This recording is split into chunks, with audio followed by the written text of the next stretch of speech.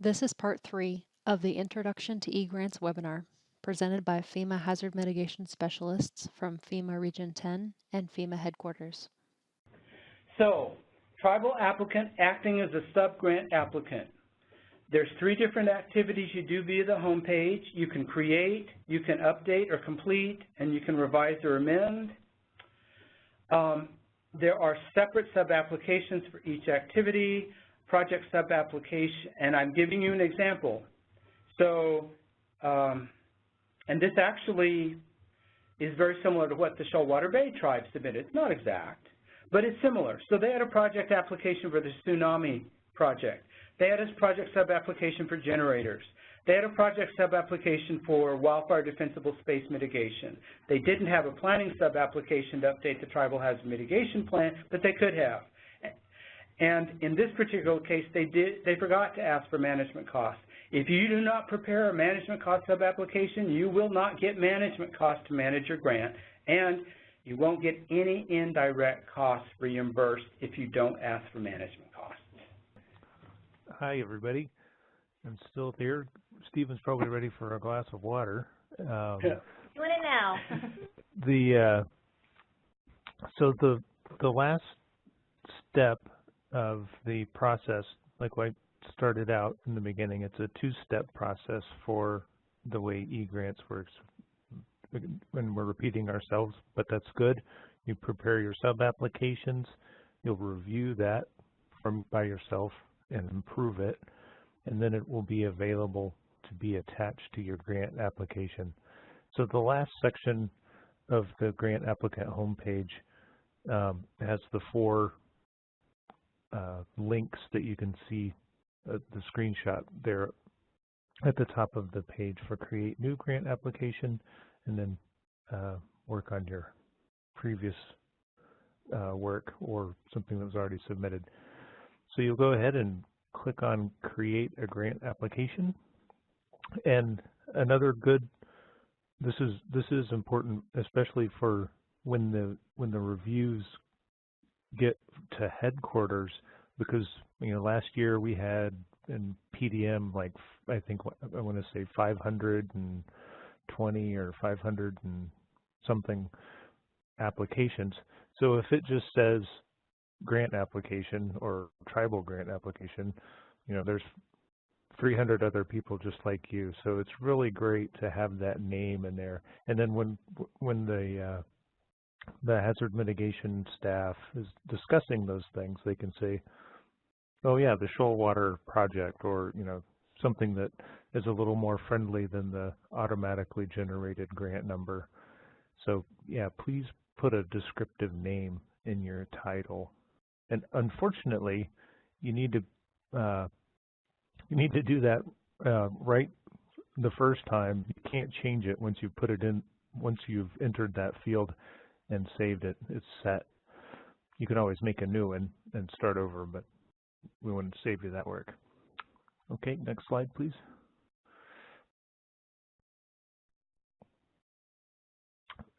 Process is the same as far as proceeding from section to section of the grant application. In the status column, it'll show that incomplete status or the complete status. All the required fields in eGrants have a little red asterisk beside them. And if you don't fill out one of those required fields, or if you miss a checkbox, which some of them are not real obvious, they try to hide from you, then that section will stay incomplete. And that can be confusing. If there's a field that isn't applicable to you, but it's still a required field, just put not applicable in there. But sometimes it'll just make you type something in that field to make it complete. I think the applicant information, contact information, your DUNS number, all that stuff is pretty self-explanatory. You're going to attach all your sub-grant applications.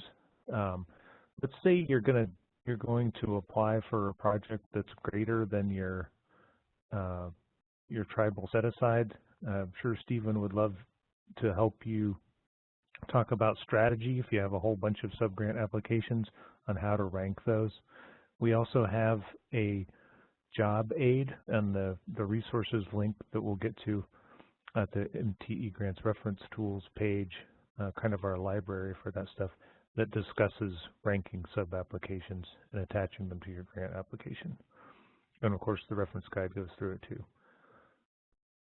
And the budget, those that Stephen gave you that example of a really good budget, the system's going to take all of those individual budgets and roll it up into one for the overall grant application.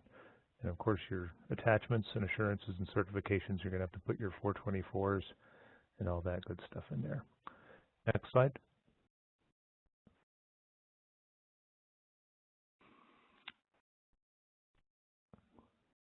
Oh, right. To go into more detail on the assurances and certifications,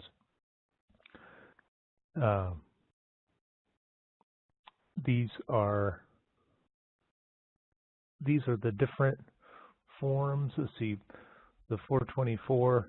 I haven't seen this slide before, so I'm kind of reading it too. Then you can always grab these at grants.gov. All these forms are available. They call it the 424 family of forms. You can download the applicable ones to your project or your plan and upload those. And next slide, please. Hey, Sean, could you please go over the grant application form, because that's another thing that's extremely confusing to tribes. If they're filling out a grant application in eGrants, why do they have to upload an offline grant application form? You know, I don't actually know the answer to that question, so chime in. Oh, okay, I can. Thank you. So, you guys, all these certifications and assurances and the grant application form that we're talking about right now used to be form filled in eGrants. eGrants actually had screens that would pop up and you would review it, you would sign it at the bottom and verify that you complied with it. And that included, you know, for every federal grant application, it has to have an SF-424 request for federal assistance. And eGrants did it internally within the eGrants sub-application and within the grant application forms that were online. But a bunch of the forms that we had installed in eGrants had expired, and some about, this was before Sean's time, I think it was 2015. They got taken out of eGrants, and we were required to fill out those forms offline, sign them, and then PDF them and upload them into eGrants, which became an extremely confusing, cumbersome, and complicated process. So just take it from us that you have to do this. It's the only way we can show our assistance officers that that grant application you filled out in eGrants also includes an SF-424 request for federal assistance that, as I said, is required for all federal grants. So that's where that all came from. Right. Thank you for refreshing my memory too. The system was automatically generating those forms, and like you said, the forms would change, and then we would have to make system changes to eGrants, which was very expensive, and they decided to scrap that. It's a real simple form. It's easy to fill out, so it doesn't take long. Next slide. Hey, Sean, I just wanted to pipe in really fast. This is Brenna. We have 16 minutes until my computer apparently is going to force restart. Okay. We have system updates that FEMA does, so we're going to try to get through this in that time. Okay, I'll go fast. Okay, the grant application form, assurances and certifications. Like we said, this is the 424 family of forms. You can grab those at grants.gov and select the ones that are required for your particular situation. Next slide.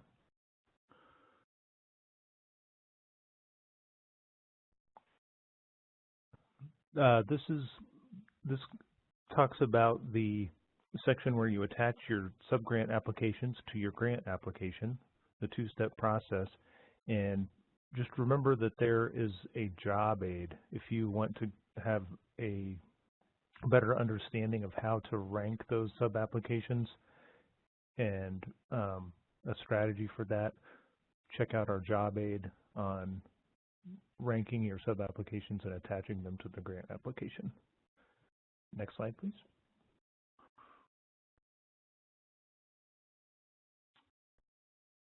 And here's a screenshot of the submitted grant applications.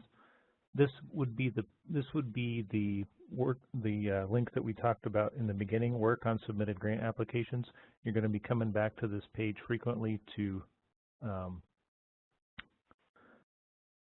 either check for a revision or work on your quarterly reports. Next slide, please.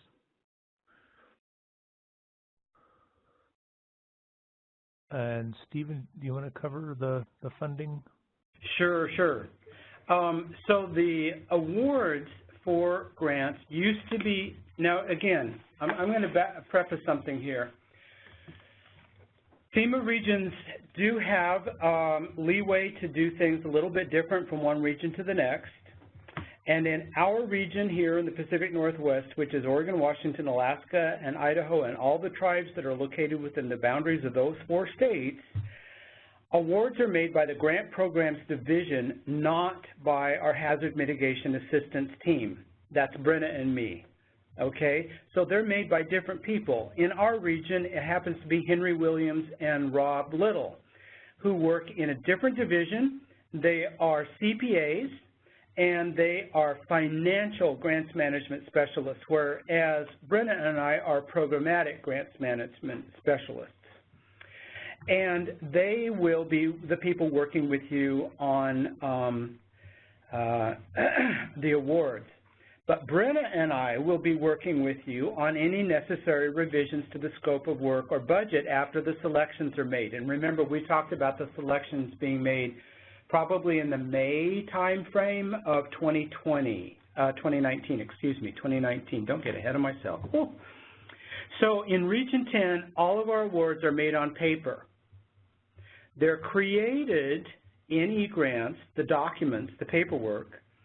They're then, and they're saved as a PDF file, but then those files are emailed to the tribe. It used to be you got a grant award through eGrants, and you got a notice from eGrants that you had an award waiting for you. And we would send an email also notifying you to go into eGrants and accept your award. Well, our GPD staff, working with GPD at headquarters, has determined that everything has to be done on paper. So they were going to send this to you via email. And they're going to send you a very important form called the FF 76-10, which is a financial obligation form. They're going to ask the tribal official to sign it, PDF it again, scan it back in, and email it back to the regional office. The regional assistance officer will then send you a copy of the executed award. And there's a process. We actually obligate the money in eGrants. The money is obligated, and then we do a regional director's approval after we get that signed 7610 back from you. So here are some more resources. We have our Hazard Mitigation Assistance webpage up top, the eGrant system webpage below, the eGrants help desk, very helpful. So, for example, Sean might get that email if you send it to there, which he's very helpful. So I recommend if you have any questions, just shoot him an email or give him a call. Our BCA helpline, if you have any questions on your benefit cost analysis, your feasibility and effectiveness helpline, that would be for questions. Maybe, you have some questions about the feasibility of your project. Can this house be elevated? Is there a certain requirement it has to be elevated to? Is there a certain engineering standard you need? And last but not least, the Hazard Mitigation Assistance Cost Share Guide. And this will go over more of the cost share and as well as things you could use towards match and such. And finally, any questions, go ahead and type them into your chat box here. and we can answer them for you, and as well as the eGrants help desk there if you have any real technical eGrants help questions that you don't necessarily know now. And then the bottom one is our regional here in Region 10 email. So shoot us an email if you need access to eGrants, and we'll get you set up. As well as if you don't know your regional contacts, go ahead and shoot us an email, and we will make sure that we put you in touch with them.